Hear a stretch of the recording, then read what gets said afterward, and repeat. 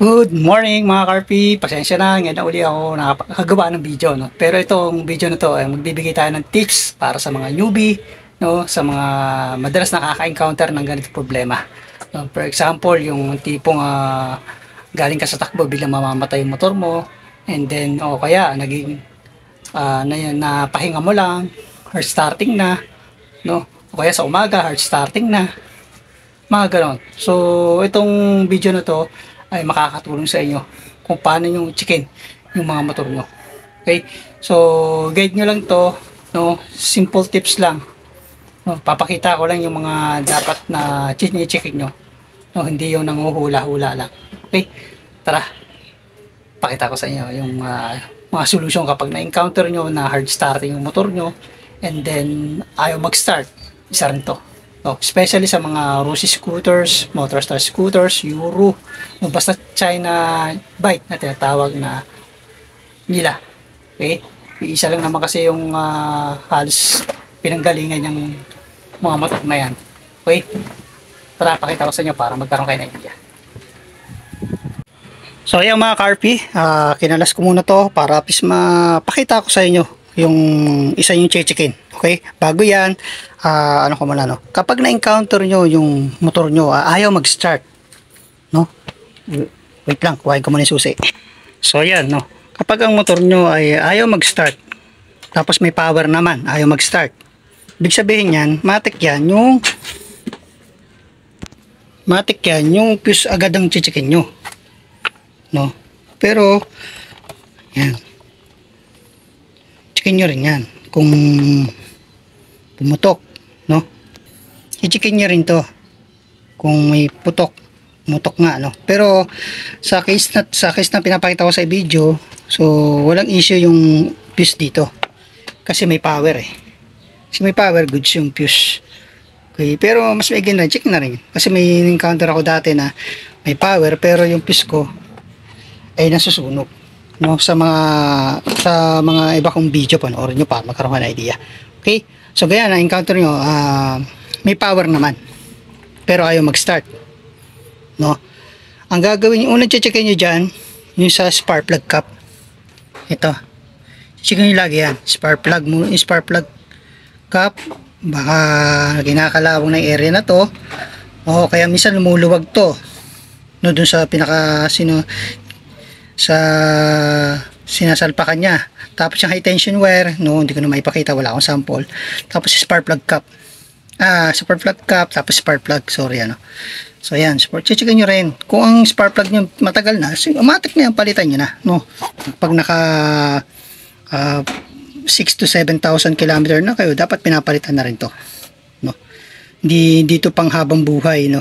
Dapat to pinapalitan din talaga. Okay, lalo na kung maglo-long ride kayo. And then checkin nyo rin yung ignition coil, no. Kung matagal na, makatagal na yung motor nyo, isa yan sa mga ano, kunyari mga 3 years o 4 years na yung motor nyo, isa yan sa mga i-monitor nyo yung pyesa na yan, no. So tapos CDI, checkin nyo rin yan, no. Step by step yan mga paps. Ito yung kasi convert niya sa akin kaya 4 pins na to. So checkin nyo rin kung may kuryente. Okay, hayaan nyo pag sa susunod ng video gagawa tayo ng tutorial paano i-check to. Okay, basta yan, ito sa mga checkin nyo. Example, na-check nyo na yung ignition coil, na-check nyo na yung spark plug, so check nyo na yung spark plug cap, no?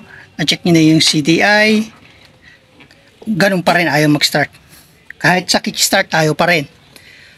So dito na tayo pupunta sa stator.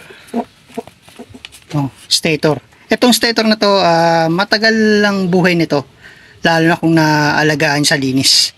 Pero pag gano'n encounter nyo, talagang asing wala talaga kickstart, walang talagang power, isa na to sa mga chichikin nyo. Ito, chichikin nyo yung pulser muna, yan, pulser. Dapat kasi meron kayo dyang test light or test digital, checkin nyo yan. So hayaan nyo sa pag nagkaroon tayo ng mahabang oras, may free time tayo, gagawa tayo ng tutorial nito paano i-troubleshoot to. Okay, so yan, Kasi pagka na-check nyo na yung CDI, ignition coil, spark plug cap, no? Ignition, lahat na-check nyo na, ayaw pa rin. Dito na kayo pupunta. Sa stator, tsaka sa pulser. Checkin nyo na to. Kung sa tingin nyo, hindi lagi kayong nabadaan sa baha, matik yan. Kasi ito, pag na kinalawang to at laging nabababad sa baha, nasisira rin to. Okay? So, isa yan sa mga checkin nyo. Yan yung pinaka-last na gagawin nyo. Okay? Pero meron pa ako isang tips lalo sa mga Rusi scooters, Motorstar scooters na tinatawag lang China bike. Ito yan. No? Kung ito ay hindi umiilaw, nakasusi, pag hindi umiilaw at sa kabila hindi rin umiilaw, checkin nyo yung switch. May switch yan sa sa baba yan. Ayan, no. Ewan ko yan, kung nakikita nyo, no. Basta yan sa baba ng pinaka brake lever. Checkin nyo yan. Minsan yan, natatanggal yan. Tatanggal yung socket na yan, no. Pasyasyat di ko na maipakita ng maliwanag. Basta yan sa ibaba niyan. May switch yan dyan. Tapos ito rin. Checkin nyo rin yan. Okay. Ang pinaka-last na checkin nyo dyan, ito, talagang nangyayari to. Ito, socket ito. Tandaan yan. Yung ganitong socket, yan, madalas yan sa mga China bike, sa mga Rusi, Motorstar, ganito yung socket. Okay, tatandaan nyo, minsan ito, kapag lumuwag yan, lumuwag yung mga socket na yan, lumuwag yan, kahit anong start nyo, kahit anong start yung kickstart nyo, ilang beses yung i-kickstart yan, ilang beses yung i-start yan, hindi aandar ang motor nyo kapag may problema kayo dito. Akala nyo, madalas kasing dito na-check ng karamihan. Okay? Ito na sinasabi ko na sa inyo, lalo na sa Motorstar scooters or Rusi scooters, checkin nyo to. No? Isa to sa mga dapat nyo chine-check. No? Kapag maluwag, sikipan nyo yung pinaka-socket nyan. At sabihin nakasuksok yan, pag maluwag, hindi talaga mag-start yung motor nyo. Okay, kasi yan na-encounter ko na yan sa motor ko. Okay? Kaya bago ko kayo magkalas-kalas, doon muna kayo sa mga madaling i-checkin. Okay? So, ayan lang mga paps. At sana nakatulong tong video na to, no? Lalo sa mga newbie. So, huwag kayong mag-alala, no? Yung ganitong klaseng motor, ayun, madali naman i-troubleshoot to. Basta alam mo yung gagawin mo. Nahihirapan na sila kasi hindi nila alam kung ano yung mga checkin nila. Okay? Yun lang mga paps, mga ka-RP, maraming salamat sa panonood nyo. Hayaan nyo, gagawa natin mga video yung bawat isa na yan, kung paano i-troubleshoot yan, paano i-test yan, kung talaga bang yun talaga ang problema. Okay? So yun lang, maraming salamat sa panonood. God bless sa inyo lahat. Ride safe lagi. Bye bye.